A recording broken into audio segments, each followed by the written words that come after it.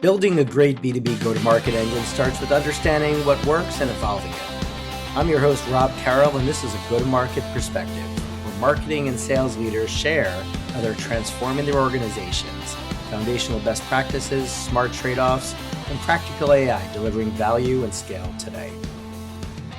RevOps is the team behind the dashboards, the ones who make sure the CRM is clean, the forecasts are running, and the reports are ready for the Monday morning pipeline review. But AI is raising the bar on what leadership expects from their ops teams, and the gap between what's expected and what's doable is getting harder to ignore. CROs don't want spreadsheets. They want insights and actionable recommendations from their ops teams. And they expect AI to enable faster and more trustworthy insights. No matter if you're RevOps, marketing ops, sales ops, or in a similar role, you're probably realizing your data foundations, governance, and infrastructure are not playing well with your AI tools.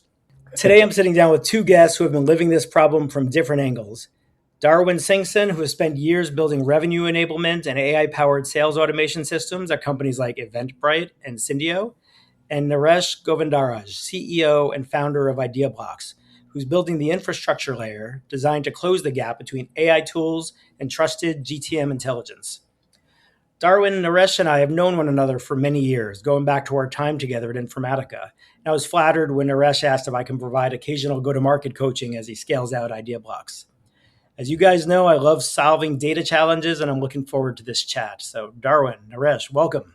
Thank you. Thanks for having us. Let's start with some backgrounds in each of you. So Darwin, we'll start with you. Just kind of walk us through your revenue enablement and ops journey. So, I spent a career, 2 decades in sales enablement, revenue productivity, at companies like Salesforce, Automation Anywhere, Syndio, and Eventbrite that you mentioned, and where we all met at Informatica, where the bulk of my career basically was taking place, Through that evolution, it was all about, in the beginning, it was all about how do we help reps be more productive. But now it's evolving from that to how do we now help reps not just be more productive, but also provide the insights and the ability to do their jobs more effectively, more efficiently, And with AI, that has come to fruition. So as you mentioned, my last 2 jobs at Syndio and Eventbrite, I started building out automation and AI bots to do just that, So I've always believed that the best enablement isn't about teaching people to work harder. It's about moving the work that shouldn't exist, And so that evolved my whole thinking from just training to the broader RevOps operation and productivity around that. Very cool. I look forward to kind of digging deeper into, some of the challenges on the front line. So Naresh, kind of same thing. I've known you for many years, back to the Informatica days, but tell us a little bit about your background and what led you to founding AIdeaBlocks. Sure. So I spent most of my career working on data platforms. I held product management, leadership, and engineering roles at companies like Informatica, Trifacta, and Alteryx. And what I've observed lately, since the whole ChatGPT sort of evolution, is that AI has fundamentally changed how users will interact with data, So we're already seeing that in enterprises, and it's democratized where a sales rep can upload a spreadsheet and ask a question, and they have an answer. So things that could take weeks or days or weeks to get done can be done in minutes, So that's, but at the same time, it feels like, just from a data platform perspective, that there is a new data platform that can evolve to cater the needs of this new AI-driven era, So that's one. And then AIdeaBlocks itself, what we are focused on is really a couple of areas. So one is, how do you get reliable, repeatable results from AI, which seems to be a challenge, and I'm sure we'll discuss that more. And also, how do you make sure that the enterprise operational knowledge or context is available for AI so that it can really answer questions on the enterprise behalf, So these are a couple of areas that we are trying to solve. Excellent. Yeah, no, it's going to be a good conversation, because I think everyone's beginning to realize that AI is awesome, but you can't really trust it.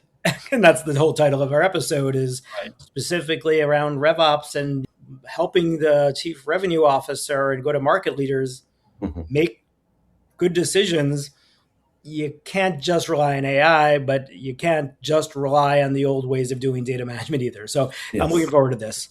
So let's start with the state of RevOps. So Darwin, you've been on the front line for many years. You've seen a lot of the changes, but let's just foundationally, especially if folks are maybe adjacent to but aren't living the day to day of a RevOps team member, what are they on the hook for today inside most companies, whether it be scale ups or larger enterprises?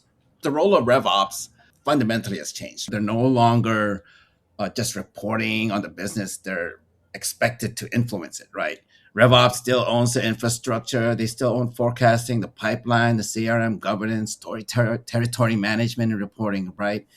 But the expectations have changed. RevOps has become organization's decision support function.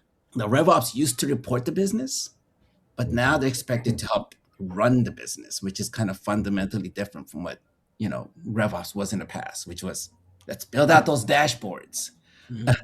It was backward looking versus Yeah, forward looking. current and backwards looking, but now RevOps are expected to let's not just build out the dashboard, but what's the reasons behind some of the numbers behind the dashboards? Give me the, why is that happening? The why behind it.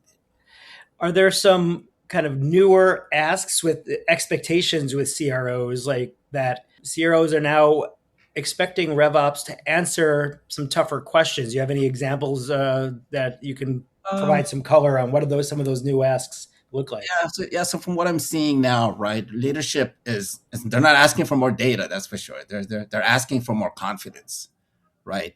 They're asking questions like, why is the pipeline slowing? Which deals are truly at risk? What's hurting the win rates?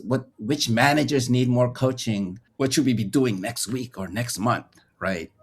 And so they're not asking for another dashboard, but what they're needing is confidence in the decision that they need to make. And that's kind of where RevOps is throwing in AI in there to kind of help them with that. Right. And we can go into it a little bit more, and I'm sure we will, but that's where we also run into problems. Yeah, let's dig further in there, Darwin. Across every function and discipline, AI has had this hyped expectation it's going to make everything smarter and faster. And I think we've all come to realize that it's delivering on that promise in some ways and it's failing in that promise in others. So on the RevOps specific side of the business, so what are some examples of where it's actually really helping? And then on the other side, I'll ask, where is it falling down? AI is already delivering a lot of value, but it can't compensate for the inconsistent data or undefined business rules, right? Where AI is shining is things like summarizing information, identifying trends, accelerating research, producing first drafts of analysis, even surfacing recommendations, right? Where it's struggling is like things like conflicting data, duplicate records, different revenue definitions, tribal knowledge, spreadsheets that are data-driven processes, right? So, I mean, a lot of I wrote a blog on this that I just posted today. It's on my LinkedIn profile. But I mean, basically, AI doesn't create the trust; it scales whatever trust already exists, right? And I think, Naresh, you can speak to this a lot more in terms of some of the conflicts around data. Yeah. As Darwin put well, AI is already deployed and showing a lot of value already. That said, there is still some lack of trust among leaders on the outputs that they get from AI.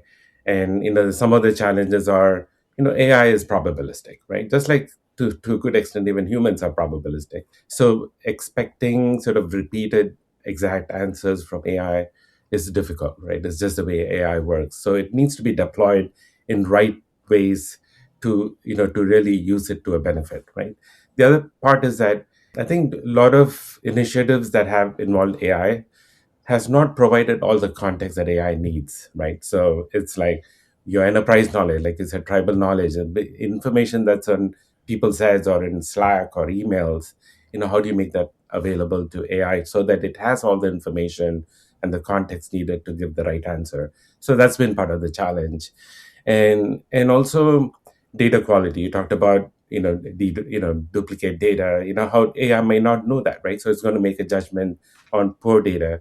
So a lot of it is our responsibility in how we deploy AI and fill these gaps so that we get more trusted results. Right?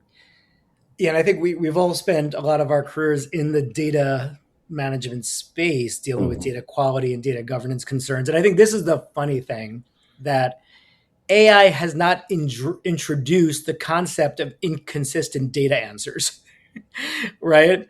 We have for years, well before ChatGPT launched, and people were just using their traditional BI analytic tools or spreadsheets to ask the same question and get 10 different answers. Mhm. That's was often caused by poor data quality or inconsistent definitions. And what do you call a discount? What do you call an active customer? Like, how is that defined? Going back to your policies and definitions that you're talking about. And Mhm. so all that AI seems to be doing is making those really inconsistent definitions more visible to everyone because Mhm. Right. it's making the same mistakes that an analyst would make when they didn't have clarity on definitions. So what That's do right. you see, either one of you, on where's the inconsistent data coming from? Because it's been 20, 30 years of vendors trying to solve this data consistency problem. So Naresh, I'll kind of start with you. Is what's the status of what that market looks like, and what have we done well in getting some better consistency in our insights, and where are those black holes where we're Mhm. still getting challenges that, and we'll put the AI thing aside for now, because that's just the Yeah. accelerator of all the Yeah. bad answers. No, it's true. I mean, the need for trusted data and data quality has always been there, right? Like maybe for decades. And there are products that are focused on data quality, data governance. And, part of the challenge that enterprise have is that disparate systems, you have like 100 SaaS applications, you have the same definition of customer that's repeated, it's not aligned. So to a good extent that landscape is complex enough, right? So you have data duplication, insufficient information, not all data is available to everybody. So the landscape makes it tricky to sort of give you a data plane that is clean and trustworthy for you to start with, right? So enterprises, are grappling with the problem for a while. So, but now there's an urgency to address the problem, because now you want to have AI to sit on top of it. I think what is working, I mean, it feels like enterprise has the pieces of solution available to solve the problem, but they're not integrated, right? So if you have like data catalog, data governance products, you have ETL products, you have BI products, you have your data warehouse. And so each one solves a specific problem. But to bring it all together to provide a holistic solution is a big challenge, right? Yeah. And then to take that and make it available for the RevOps, sales ops team so they can quickly get answers is also a challenge. So that's sort of my perspective. I'm sure Darwin can add to it. Yeah, I mean, data is spread across a lot of outside of the core systems, right? And for RevOps, the core systems, the CRM, but some of the most valuable sort of GTM data lives outside of that. Things like marketing spreadsheets, event attendee lists, partner reports, gong conversations are golden these days, right? Product usage guides, pricing files, right? So, I mean, the most valuable data usually isn't missing. It's just somewhere that nobody's looking. All of these disparate spreadsheets where these one-off events or these smaller partners that you don't have like some integrated system transactional workflows with, which is most of them. It's kind of the concept, Naresh, that you brought up in the past around the business edge. The Hmm. concept that there's a lot of core critical business that lives maybe outside of that central infrastructure, that Yeah, core IT governance, and there's not one person listening that doesn't know what we're talking about when we say there's yeah, valuable data that lives in spreadsheets, yeah, yeah, and the gong calls and other unstructured or semi-structured thing. That's a whole other yeah, ballgame too. But yeah. even just the simple concept of, is there important data that you're using to run business that's still in spreadsheets in 2026? Absolutely. Yeah. So Naresh, can you talk a little bit more Yeah. about your business edge kind of? Yeah. So the business edge concept was, and so, I'm also thinking of it as the operational edge, right? So this is where the RevOps, sales ops, marketing ops, this is where they operate, right? And it's not necessarily, within central IT, because central IT has a separate important function to run your data warehouse, your application integration platforms, and so forth. But RevOps, sales ops, they need that agility. They need answers tomorrow, or they need to get back to the sales rep today, right? So they need to be a lot more agile. So for that reason, these teams have operated at the edge, right? So slightly outside of IT. They may consume some services from IT, but they are bringing data from Slack, from emails, from all your spreadsheets, right? And they're putting it all together to get that answer to the business exec. So that's the business edge. But now I think what's interesting is that with AI, the power of the edge has more, right? So now you don't need to be a data engineer to come up with a nice automation using AI. You can build an AI agent using point and click methods. You can write a Claude skill to automate, how AI works on your messages from email, your CRM data, etc. So what that's led is that there is a growth, right? There is a belief that I can do more among these teams, and there's also expectation from sales leadership, etc., to say, hey, we need more efficiency. And so that's growing this edge, right? So there is this proliferation of use of AI, which is good. But at the same time, I think a lot of these teams hit the same problem, right? Like, how do I get repeatable? How do I get trusted data? So they're running into some of these issues. So it is a growing operational or business edge, that we are dealing with. It's interesting because in the old world, let's call it before AI, you either worked with central IT or the central infrastructure to get this data into the infrastructure, and you had to wait, you had to put a ticket in, you had to figure out how to get it done, or you just ran analytics directly from the spreadsheet or the data, and it was very siloed. Whereas AI, it seems like the risk is it's now easier for folks to build processes and build agents that are using this data in an ungoverned fashion, but making it have more impact. Is that a fair statement, Darwin? Yeah. I mean, that's fair. I want to know what the percentages are in terms of how much of that out of the box, or what we call it, the business edge that RevOps is using. I would say I'd probably closer to more than 50% for sure. I'd say even 80. But yeah, it's a very, very fair statement for sure.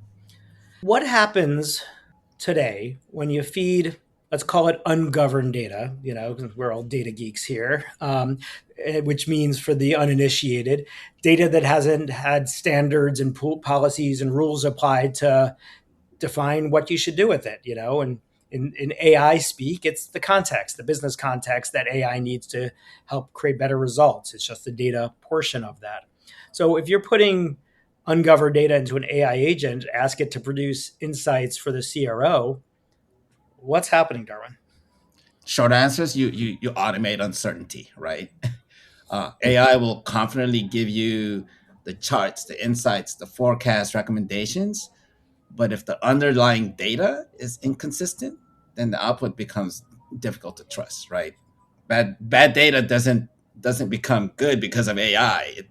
AI touched it; it just becomes faster, right? Yeah, and to Naresh's point, not everyone may understand the difference of probabilistic versus deterministic, but in a nutshell answer, and then Naresh will ask you to kind of go deeper in a second, but it's if you use bad data and you run a report in Tableau, you're going to get the same bad answer, but it's going to be the same and consistent bad answer. With AI, if you ask it a question, it's going to give you a different bad answer every time. And it's all based on some logic within the AI's LLM, but probabilistic nature means it's taking all these different things into account, and as things shift, how it answers the question shifts. So it's even worse because it's not the bad answer, but at least it's consistent. It's the bad answer and you can't repeat it. So Naresh, I'll ask you to expand on that and then ask the question of how come a lot of these enterprise data platforms that folks have invested millions and millions in over the years How come they're not solving this problem yet today? Yeah, I mean, going back to the original question on bad data is bad results. The interesting thing was before AI, if a human looked at data, they could tell it's maybe bad, right? And say, okay, this is not a report I can share with the execs. Now, AI doesn't have that eye, right? It's going to work with what it has. And it's in most cases, it'll just give you a confident answer. So that is, to Darwin's point, it's going to accelerate how incorrect information gets to others, which is not a good thing. To your second question about enterprise data platforms and where they are, I mean, a lot of them are evolving and AI is becoming core to what they do, which is good overall for the whole entire enterprise. I mean, some of the challenges that we talked a little bit about earlier still exist, right? So there are multiple pieces to the enterprise data stack, right? So that causes a challenge because you have data catalog where your policies are defined, you have ETL systems, you have BI systems. How do you share information across these systems has always been a challenge. But now, how you build agents that work across these systems and share the same enterprise knowledge is a harder problem in a sense. So that's one part of the challenge. The other thing is that you can see that the new interface is becoming Claude or Copilot, it may be ChatGPT in the future, but the expectation for the RevOps, SalesOps, and even other teams is that Claude has become so powerful, it's game changing, right? It's intelligent, it thinks like you, it can solve problems like you. So that's becoming the interface. So now the challenge a little bit for the enterprise platforms is that how do I switch from the classic pipeline interface or BI interface and all into Claude? So that's the heaviness that goes with it. It also introduces a challenge for them. I want to go to more from a practitioner standpoint, the overconfidence of AI and how it just makes everything look so right when it's so wrong in many cases. But Darwin, you've been talking a lot about the go-to-market engineer role, which is kind of this emerging concept. And, whether it'll be an actual job title or whether it's just a role that many different job titles fall into. I'd love your opinion on that too. But you've been playing that role. So what does this job look like and what's different about it than the old school ops roles? Yeah. I kind of just evolved or even fell into it almost accidentally playing that role because as I evolved enablement from the typical training function into more evolving enablement to automation and AI driven, I kind of fell into that role because I then had to start developing automations and AI to make revenue production better, right? So the GTM engineer is a new role that kind of straddles that, right? They combine someone who has not just RevOps experience, but also automation, AI, process design, business analysis, right? Instead of manually producing reports, they're building systems that continuously generate trusted insights, right? This is sort of, the RevOps person, you'll still need the RevOps person to do what they've typically been doing, maintaining and the functions around the CRM. But what's straddling the data that the RevOps produce and the insights that CROs need, right? And that's where the GTM engineer comes in. And that's where AI comes in heavily as well. So I'm seeing that the role come up a lot more. And I think it's right now they're just kind of lower level roles, but right now it's starting to evolve to be a bigger position within sort of that RevOps space. And it's sort of the glue that holds all of the data and the insights together. And what do you think in terms of career pathing? Are there new skills or experiences that organizations are going to look for as they start to prioritize an up level? As you're saying, it's kind of a frontline role now, but you have a sense that this is going to be a more senior, more strategic role over time. What are those kind of core skills that folks that may be interested in this path should focus on? Yeah, for most companies, there's an evolutionary process, right? For most companies, they probably don't know they need a GTM engineer until the RevOps person starts losing time because it's like, wait a minute, beyond my regular day job, I now have to do this. My thought is the best candidates definitely would need to know the revenue flow, the sales processes, marketing as well, because of the lead generation aspect of it. But on the flip side, They need to know AI, automation, orchestration. I think RevOps going forward is going to be sort of the orchestration layer within the revenue production or revenue ecosystem. It's not just the data, the systems, the workflow, but more importantly, they need to understand the business behind it, right? And so someone that has sort of both of those layers, not so much analytical, which is RevOps typically has had, but it's also the business side of it. And that's where AI can be applied. And Naresh, I want to ask you just on the similar thing around this go-to-market engineer. At AIdeaBlocks, you're not just focused on RevOps. You're really like all these different functional ops roles, like marketing ops, sales ops, RevOps, et cetera. And when you talk about a go-to-market engineer, it's really having someone, maybe a role that's now spanning kind of the marketing ops, which also often focused on the buyer's journey, the customer journey, all the way then to sales, and RevOps, which really focused more on the from lead to opportunity to close, that sales funnel. How are you thinking about kind of supporting all of these different ops roles as kind of maybe the lines between these different functions and stages are blending? That's a good observation, right? It's you have the sales ops, marketing ops, RevOps. From a data and a process perspective, fortunately, the solution that you provide is similar, is same for all of them. It's really what type of process they're involved in, whether it's capturing leads or is it where are my revenue leaks. So depending on what problem I'm solving, it's a different workflow, essentially pointing to a different system.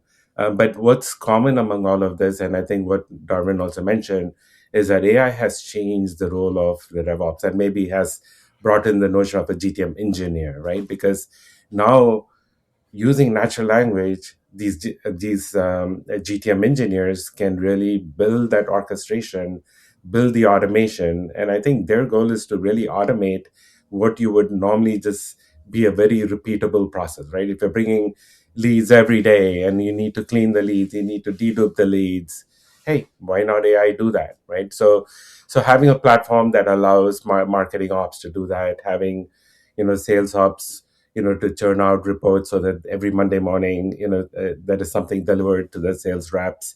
So it's providing those tools, providing the ability to build those orchestration, the skills in a platform. Now it's all possible, everything in natural language and all that, right? So it's really, to me, it's really exciting to be in the ops team now, because all of a sudden you don't need to be a Java programmer to build an automation. You just need to know your business and you need to know natural language, right? And know how to build a cloud skill, and you're good to go.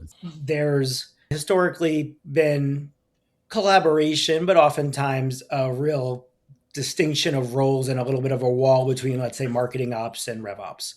Right. This is what you're responsible for. You're providing insights to the CMO to provide the ELT and the board, and RevOps is doing it for the CRO, and they have other responsibilities, but everyone's responsible for the same goal of revenue. Yeah. So are you seeing maybe improved collaboration and evolution of marketing ops and RevOps? It doesn't need to converge into one organization. That's an organizational question. It has nothing to do with the skills. I'm talking about, as you guys have both pointed out, the need to understand the business, and that these things are not mutually exclusive processes. These are things that are incredibly intertwined handoffs. So what do you think about kind of that collaboration over time? Yeah, I mean, I think the GTM engineer is kind of breaking down those silos, right? Between the ops functions within organizations, because they're now providing the insights within the data that they produce. I think part of that, the role of the GTM engineer will be just that. What I was doing was basically taking numbers out of marketing ops, from Gong, from CRM, and then providing insights around those three things, right? And then in some cases, I brought information back to marketing, where I took Gong conversations, winning messages, and said, hey, here are the winning messages, marketing. This is what you should be pushing out, right? So it works both ways. I think there's even a broader things that's shaping within the RevOps. I don't know if it's within the RevOps organization, but I think that's where it would lie. But the bigger broadening thing that's also shaping up, where you're seeing a lot of larger companies do is they're creating a revenue intelligence function, right? And that's a bigger, broader function, I would think, where GTM engineers would fall under. Maybe in the future, RevOps will fall under as well. But the revenue intelligence is a bigger, broader that looks at not just what we see up front, but the back end of those agents and tools that we're developing. How do we develop the back end architecture and infrastructure so that AI and automation can work more effectively? And that's where I think the revenue intelligence role is starting to come, to fruition. And again, much larger companies because they have the capacity to do that. And I'm going to segue in a moment into just that. I want folks to be able to kind of understand the actual systems and tools architecture for all of this, because it is complicated and there's some central systems. There are, one-off tools and utilities that people use. But before you do, I'm going to ask Darwin for you to make a prediction. You've talked about, RevOps kind of moving from providing snapshots of what today looks like to the CRO and letting the CRO use that data to figure out for themselves what the heck's going on, to actually providing guidance to the CRO about here's what's happening and why it's happening. How far do you think we are? Because AI is moving fast. Yeah. I think I'll put a bold statement out there. Data management is not moving fast. Everyone's known the problem for decades. Often they call it the number one priority is to improve data quality and improve reporting and insights. And yet it's remained the number one priority for 20 years because people have not put the right discipline.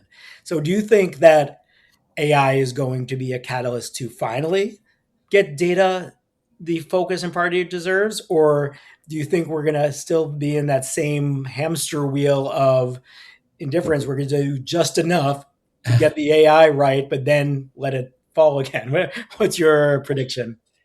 I'm kind of falling to the camp of right now, it's a shiny object, right? And people are taking it on and they're building these agents, which are so easily built these days.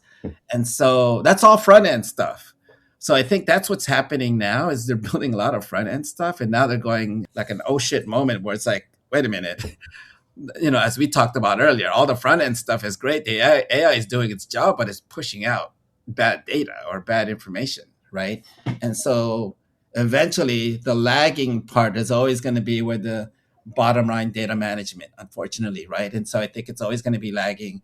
The larger companies will have the resources and capital to fix it. The smaller companies, a lot of them will just struggle with it and will continue to struggle. And there's a lot of smaller companies coming up now. They're trying to help in that regard, right? And so I think that the shiny object will still be key and upfront, but unfortunately, that's not going to solve the underlying deeper problem, which is the architecture behind it. Let's talk about tools. I'm going to start with Darwin very quickly and then move to Naresh because this is your area of expertise. But Darwin, before we know this Claude and Gemini and Copilot, there's lots of new AI tools that people are using. Everyone knows about those. Everyone's favorite changes every month. I want to talk about foundationally, without the AI tools, what have been the key tools, apps, systems that made up the majority of RevOps life? What are those key systems, whether they're the Operation Edge stuff or the core? I'd love to just get a summary of, in your experience at the companies you've worked for at least, what are some of those key systems that really you spend the most of your time playing with? From a RevOps standpoint, it's the CRM, right? And now things like Outlook and Gong, the data within those organizations, of obviously analytics tools like Tableau are still mainstay. Like Glean, for instance, can go in and look at Gong conversations and connect it with CRM data, right? And make sense of those two together. Win rates and conversations, what does that look like?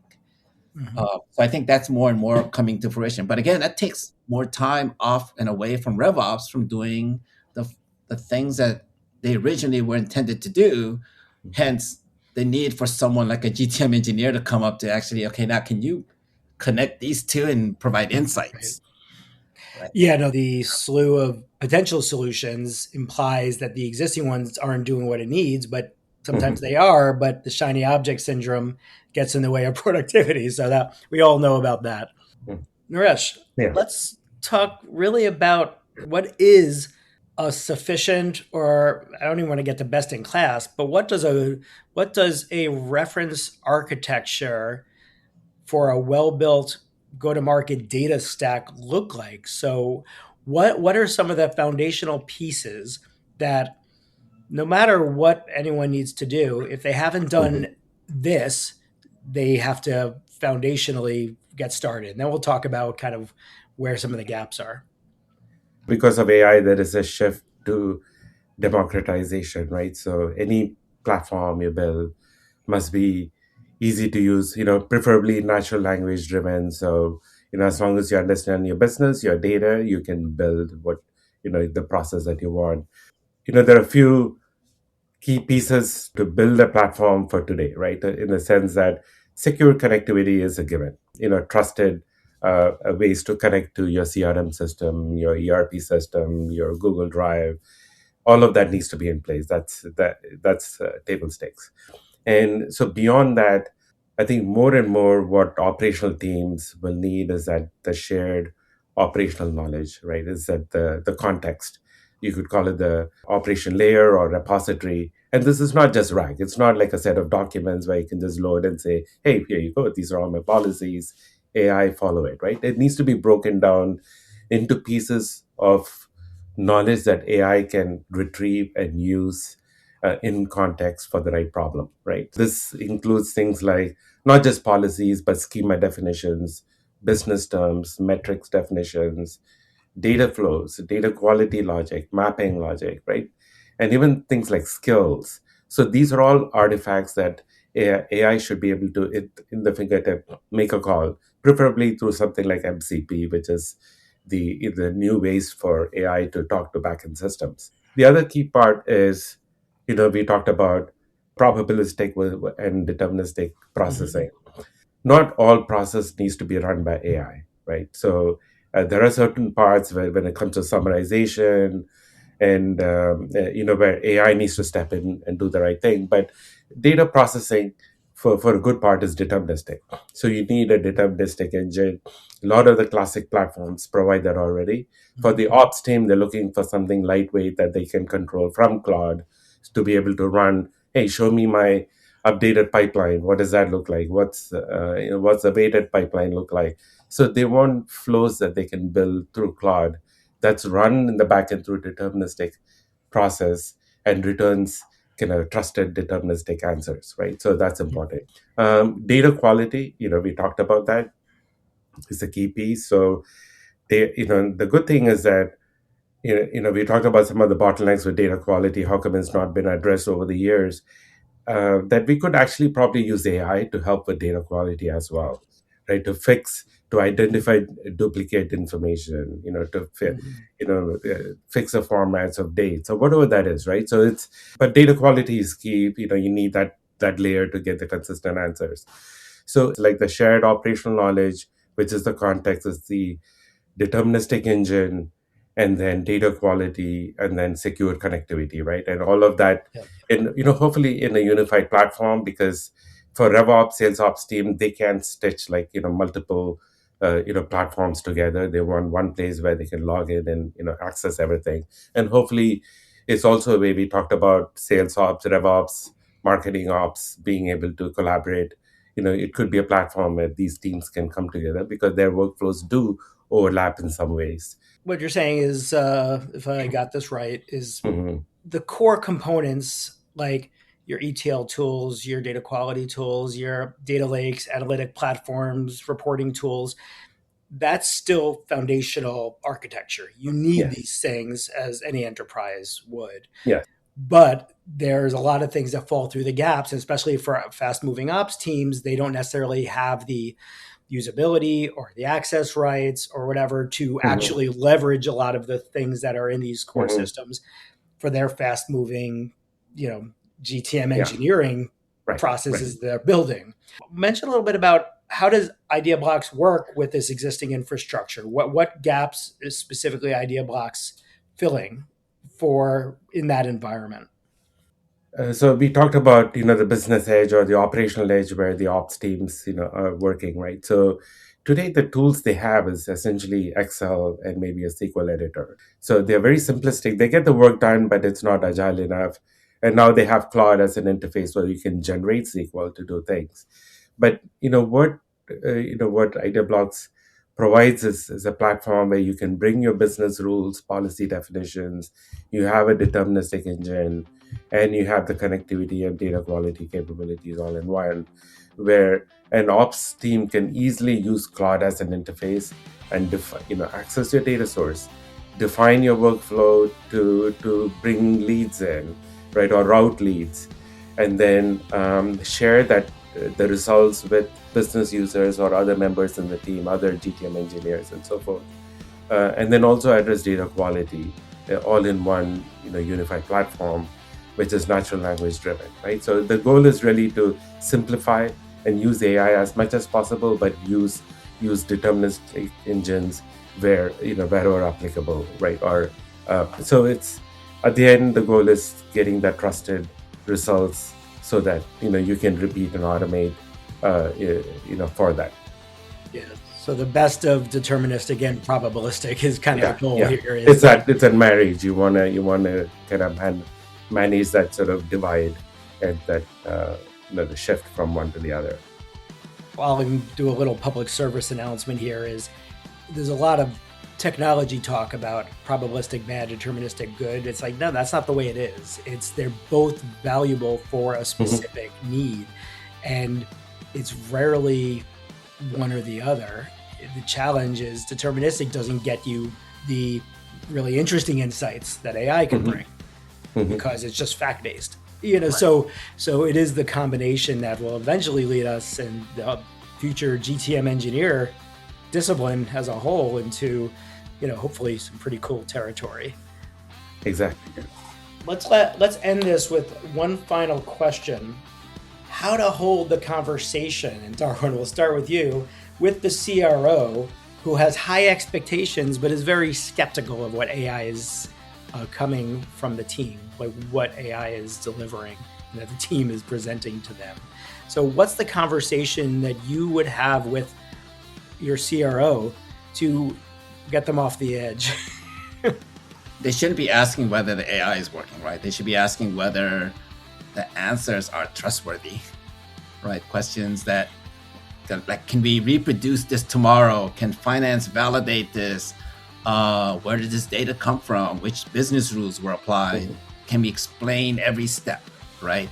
The goal isn't to automate the work so much, but it's to automate the certainty.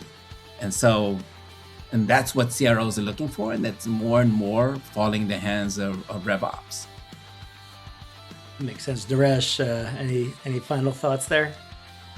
No, I completely agree with Darwin. It's about automating the certainty. The good part of that is, use deterministic capabilities as much as possible, because that's how you get to it, and use AI where it's applicable for some things like summarization. But at the end of the day, CRO doesn't matter to them whether you're using AI or not, but they want you to be productive and get them the right answers, right? So it's how do you do that? The ends justify the means. Give them trusted insights that they can make decisions on. Yeah. However you got to it is the right thing to do. Right. So that's great. Well, thank you both. I'm going to post the link to IdeaBlocks as well as the link to Darwin's awesome article. Darwin did a great job kind of walking through a day in the life, which is really valuable. It really kind of opened my eyes to kind of a lot of the challenges that RevOps folks are facing today, which I've been adjacent to but have not experienced directly. So thank you for sharing that. And thank you both for your time today. Thanks, Robbie. Thank you. It's great. Thank you.